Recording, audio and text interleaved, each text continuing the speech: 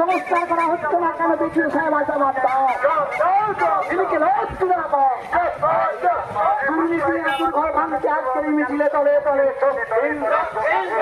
দুর্নীতি না শুরু হয়ে মিছিলে তলে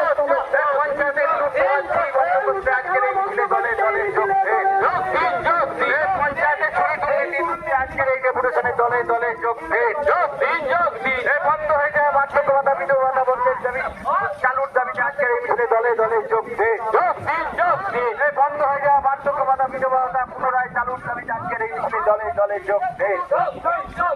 বন্ধ হয়ে যায় 100 দিনের কাজকে পুনরায় চালু করার দাবিতে আজকের এই ডেপুটেশনে দলে দলে যোগ